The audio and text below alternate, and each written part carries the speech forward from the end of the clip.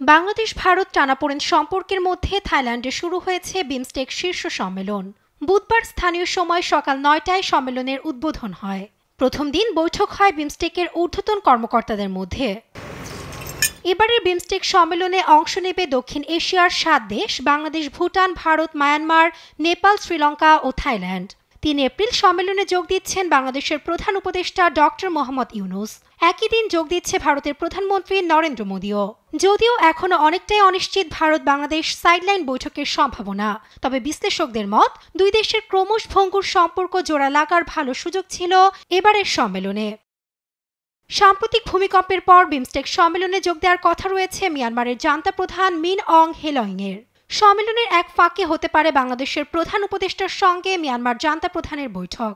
সেই সঙ্গে বহুপাক্ষিক এই সম্মেলনের সাইডলাইনে দ্বিপাক্ষিক বেশ কিছু বৈঠক সেরে ফেলতে পারেন দক্ষিণ ও দক্ষিণ পূর্ব এশিয়ার নেতারা।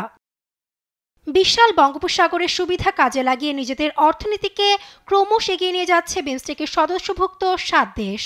তবে এই সুবিধাকে আরও জোরদার করতে এবারের সম্মেলনে সমঝোতা হতে পারে বাণিজ্যিক জাহাজ চলাচল ও সমুদ্র পরিবহন নিয়ে, যার লক্ষ্য বঙ্গোপসাগর জুড়ে পণ্য ও যাত্রী পরিবহন উন্নত করা, যেখানে নেতারা সামুদ্রিক সহযোগিতা জোরদার করার উপর আলোকপাত করবেন।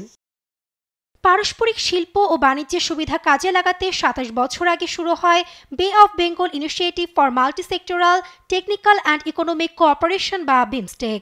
যদিও এখন পর্যন্ত কেবল প্রতিশ্রুতি ছাড়া তেমন কোনো অগ্রগতি নেই, তবে এ অঞ্চলের কৌশলগত অবস্থান আরও সমৃদ্ধ করার লক্ষ্যে এবারের সম্মেলন ঘিরে আশা দেখছেন বিশ্লেষকরা।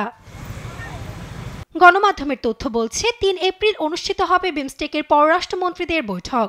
ব্যাংককে বিমস্টেক সম্মেলন শেষে আগামী ২ বছরের সংস্থাটির সভাপতির দায়িত্ব নেবে বাংলাদেশ। নাসরিন আক্তার, নিউজ ডেস্ক, দেশ টিভি।